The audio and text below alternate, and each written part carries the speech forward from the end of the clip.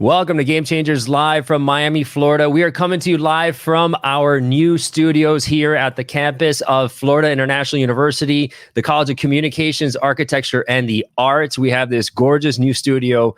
Up until now, we've been doing all of our videos virtually, and now we actually have a guest in person right here with us, Mr. Gale Nelson, from President and CEO of Big Brothers and Big Sisters. How are you, Gale? I'm doing well. It's great to be here in this. The first guest in the new studio. That's it. You're christening this place. Thank you so much, man. And so, we've been about 80 episodes in, and we're ranked in the top 2% as a globally ranked podcast by Listen Notes. So thank you, everyone, for your support. It means the world to us, and I hope all this content adds value to your life and to your mission. So Gale, like I said, is the president and CEO of Big Brothers and Big Sisters, a staple here in South Florida, has impacted the lives of thousands. And so that's why he's on our show. So Gale, welcome. Tell me a bit about your background and how you got into this space. Well, when I think about just the journey, thanks for having me first and of course, foremost, Sergio. I never sought to get into nonprofit when I was back in college. I got to take it back to my early days. I'm thinking, all right. High school graduation to college, what job can I get into where I can just make the most money? The mindset exactly. of a high school graduate, right? I was 18 years old. Yep. But then I majored in corporate finance, University of Toledo in Toledo, Ohio. All right. And then after I graduated from University of Toledo, I met my dad. So my personal journey and my leadership journey coincided. And that's what really got me involved in the nonprofit space. So you didn't meet your dad until after college? I didn't meet my dad until I was 8. I met my dad when I was 18 years old. Okay. 18 years old was when I met him. And now throughout my college years, I got my sequencing off a little bit. So when I graduated from college, I moved to California to spend time with my dad. Parents divorced when I was only 2 years old. Wow. What was that like then growing up? Because I know it's extremely difficult as a child not having a direct parent as a role model. Some people have parents that aren't good role models. They're probably better off without them in their life, right? And that's probably kind of part of this mission. But what was that like for you growing up without a dad, in a sense? Well, I think about the Kodak commercials when I was a little boy on Father's Day. Now, we just, a day after Mother's Day, if you will, and I think about the Kodak commercials on Father's Day, and it would bring tears to my eyes. I would see kids throwing the ball with their dad. That's what kids do with their dad. So now, as I look at my leadership journey, I look at my personal journey, and people always say, Gale, you speak with so much passion, you talk about kids and all of that. Well, it's never been an act. It's that passion, that drive, that mindset. That comes from their personal experience. From personal experience. And so with that, I wanted to just kind of give you my journey a little bit. So I met my dad when I was 18 in San Francisco International Airport.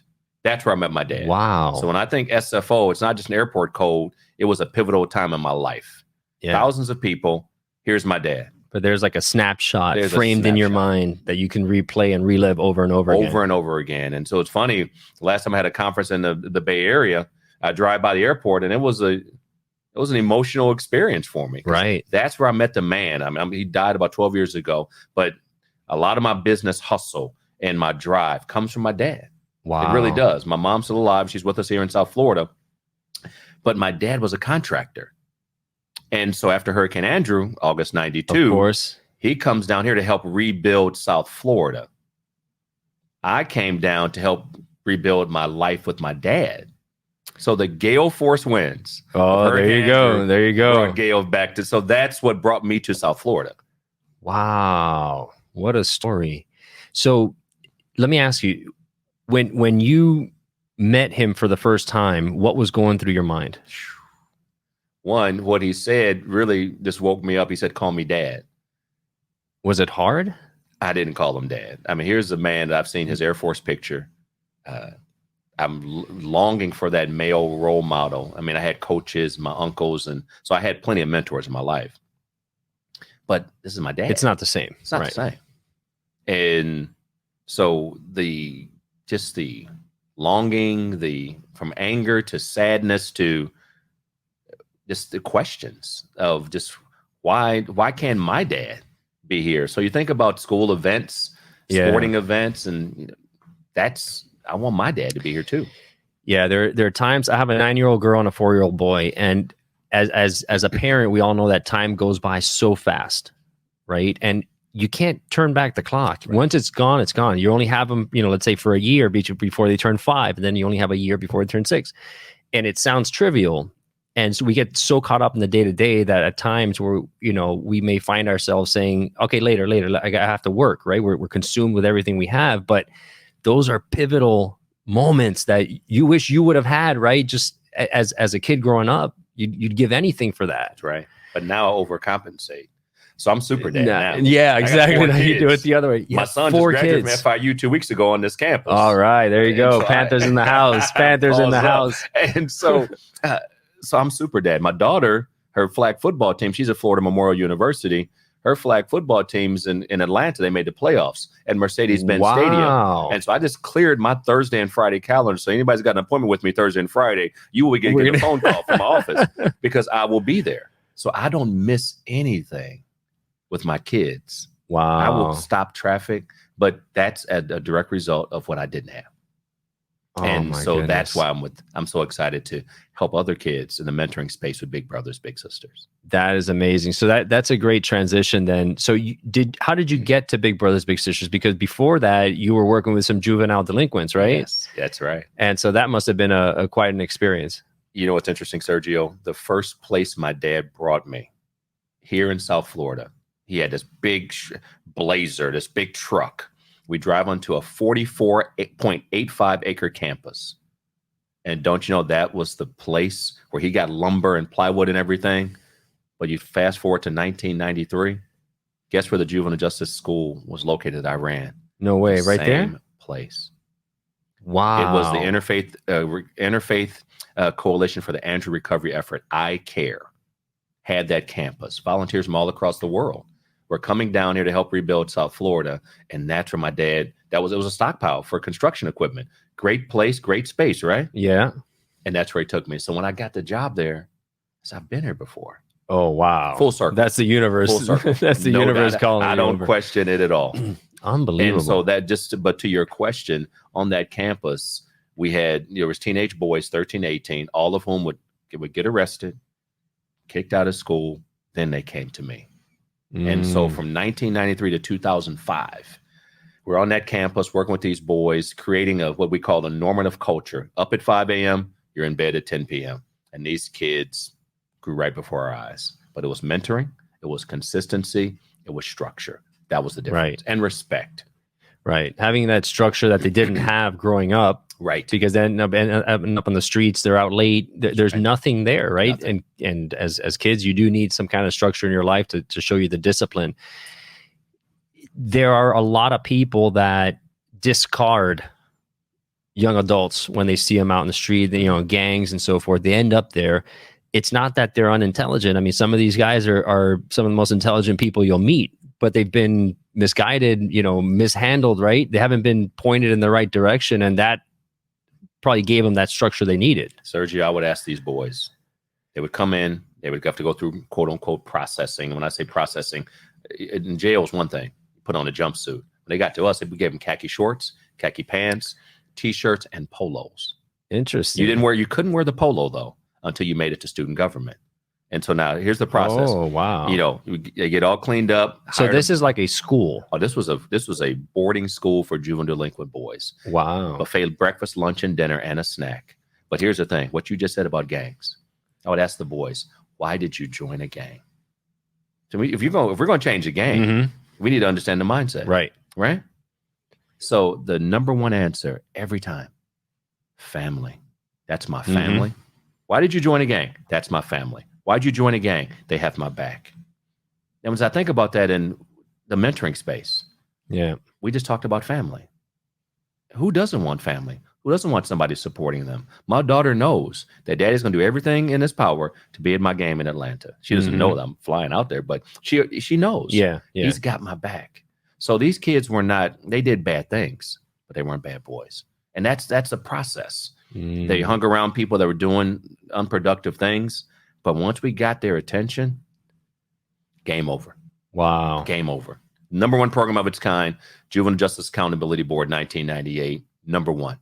we were a fine-tuned machine. I say that humbly. Wow. Team effort. But yeah. when you get these kids with the support, the guidance, it changed the game.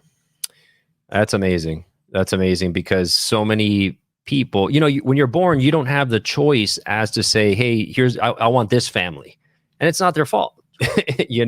Just depends on where you're born. And thankfully, if there's some programs like this that give you that guidance. So then we get into Big Brothers, Big Sisters. Yes. Tell me about the mission of that organization and how you guys impact. I started with Big Brothers, Big Sisters in 2006, and our mission is to ignite the power and promise of our youth through one-to-one mentoring. And so as we talk about igniting the power and promise, the one thing I tell people all the time, Sergio, our kids don't need to be fixed. These kids aren't these littles that we call the kids who are mentor littles and the mentors bigs. Just like those young men in the juvenile justice school. They didn't need to be fixed. They needed a different option, different path. Yeah, a different environment. Different environment. Their family situation, I mean, there it is. But it's up to you to change that. And having some goals and having somebody accountable. Do you want to run around looking over your shoulder all the time, or do you want to do something productive? Right. Those kids said, you know what? I've never been exposed to that. And so at Big Brothers, Big Sisters, we serve 3,000 kids annually in Miami-Dade. 3,000. 3,000. Unbelievable.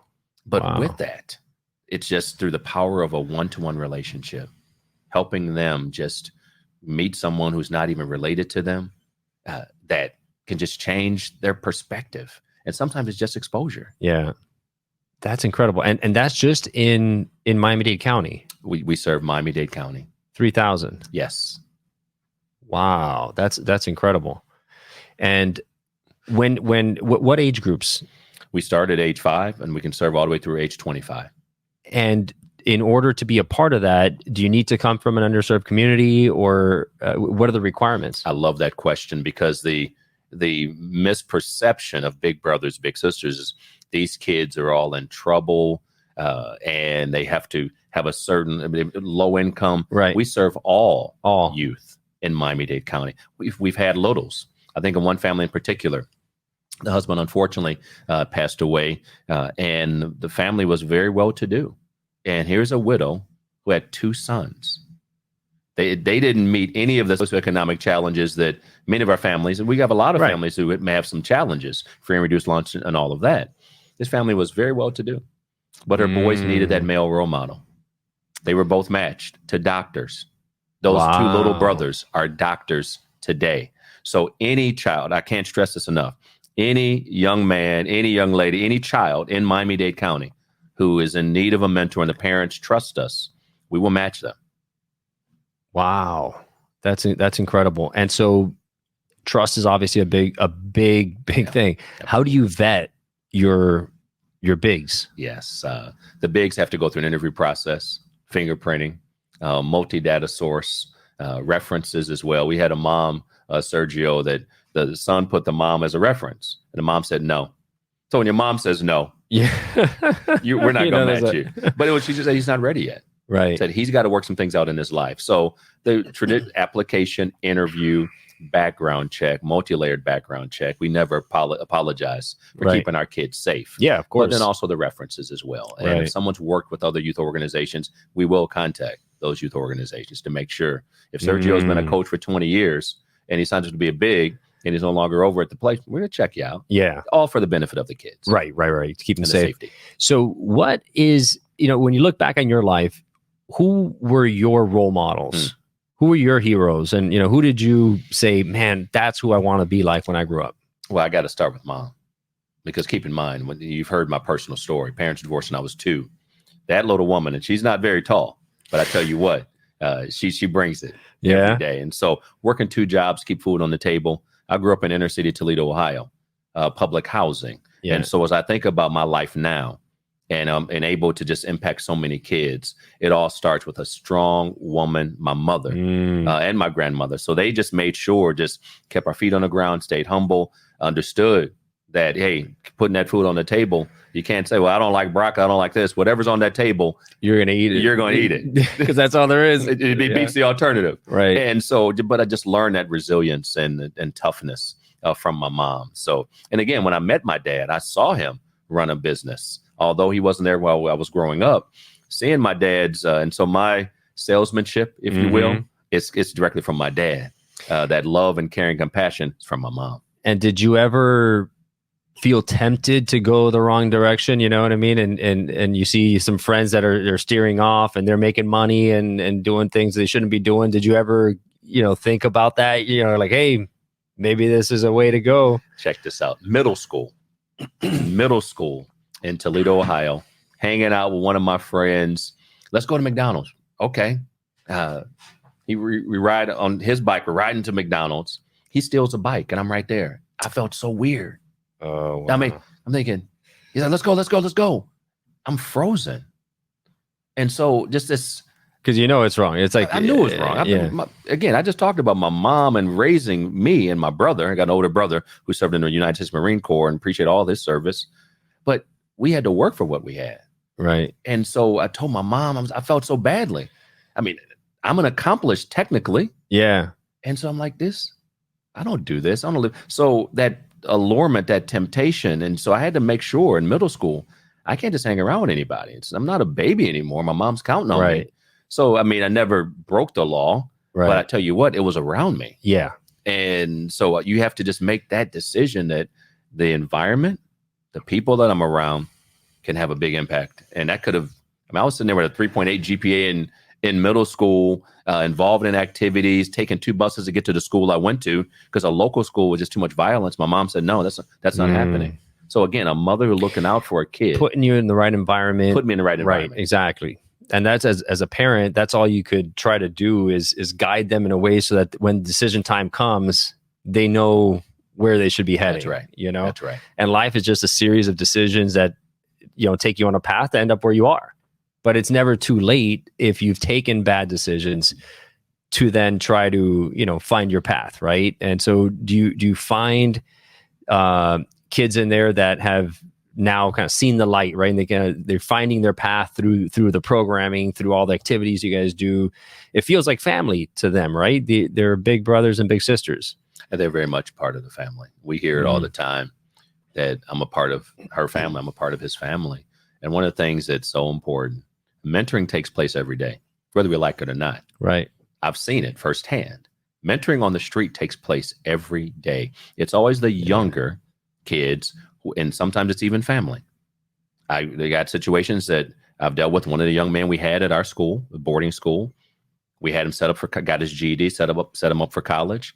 We said, okay, we're going to send you off. We got everything covered. I got to work with my brother. What does your brother do? He starts looking away. Yeah. I saw him on America's Most Wanted one night with his brother. Wow. Put this in perspective. That's mentoring. It takes place on the street every day. Now, on the flip side, a little brother David, big brothers, big sisters. He was involved. He was gang involved. He told us about it. Said, I want a different path. He said, my big brother Hector showed me he said he was a beacon of light. This little brother said, my big brother, total different background, culturally, ethnically, socioeconomically, but we match them. That little brother graduated from high school here in Miami-Dade, University of Florida, bachelor's and master's degree. Wow. Just left Tesla and he's working for a new company right now. Notice what I said. Wow. He was working for Tesla. He left Tesla. He's like, but he's got a better opportunity. So on LinkedIn, he sends me a little note saying, I appreciate you being one of my mentors. So I appreciate you being one of our success stories. So yes, it happens all the time. Wow. That's unbelievable. So when you look back at your life, this is one question I always ask every guest was there a time in your life that was a game-changing moment or series of events or something in your life where things just really, the trajectory of your thinking switched or really took off? Was there a moment like that in your life? When I went from, in my mind, I'm going to use a sports example, when I went from receiver to quarterback. And I'm not talking about, again, I love football and play football, but one of the things from when I went from receiver to quarterback, I would just catch whatever anybody was throwing to me. So the series of events, and I love the question, was one when I met my dad. I said, okay, I know what kind of father I want to be. I've received what you didn't throw my way, and now here I am, coming to South Florida, game-changing event, running that school. Then I got to the point saying, I'm about to quit. They said, no, you're the next president CEO. I said, I need to change. I said, the boys only come to us after they've been arrested. I need to do something else. They looked at me like I was crazy, the founder of the school. Mhm. She said, you realize I'm about to retire. You're the next in line. Are you turning down this job? I said, yes, I am. I was in my 20s, but it was game changing because I said, I no longer want to, again, I'm about to be a quarterback. Yeah. I'm going to throw the ball now. I'm going to go ahead and draw up the play. Draw up the play. Exactly. And so, Sergio, in short, that was when I said, I want to help kids before they get arrested. 2006, enter Big Brothers Big Sisters. And needless to say, I'm the QB. I'm QB1 of Big Brothers Big Sisters. So those were the game-changing experiences, but it took courage. It took a mindset, and I want people to understand. It takes a mindset where oftentimes we just respond to what people throw our way. Now I'm literally changing the game. And I say this humbly, in South Florida, through Big Brothers Big Sisters, and look at the scoreboard. Those facts don't lie. But my point is, it was a conscious decision. Right. You're not just reacting. You're responding intentionally. Like you said, drawing up the plays, taking ownership and accountability over how do I want to impact lives? How do I want to design this so that it has the maximum effect? That's it. Before they get into trouble. Because why bother getting into trouble? There's no need for that. You don't have to correct later. Learn from other people's mistakes. There you go. Don't learn from your own. Learn from other people before it happens to you. It's cheaper that way. It's cheaper that way. In every aspect of life. Exactly. So, man, so you're doing some amazing things. Congratulations on your story and on the impact that you're having on so many lives in Big Brothers Big Sisters. How big is the organization? We're a $6 million organization. We have about 52 staff at present. We're about to grow. We're about to start serving the Florida Keys. Nice. And so we talked about only serving Miami-Dade County. We're about to expand into Florida Keys because there's kids down there who need our help. That's right. And it's not a bad place to go mentor people. I'm just saying. If you be a few red snapper in my future. Exactly. Gale, thank you so much for being on. I appreciate you. I appreciate everything you're doing for the community. And guys, if you enjoyed this episode, please share and like and subscribe. There's so many nuggets of information, of inspiration here that you can find here. And make sure you share this with somebody who needs to hear it today. Coming to you live again from the FIU College of Communications, Architecture and the Arts. Thank you so much for everything that you're doing for us. And thank you for your continued support. We'll see you next week.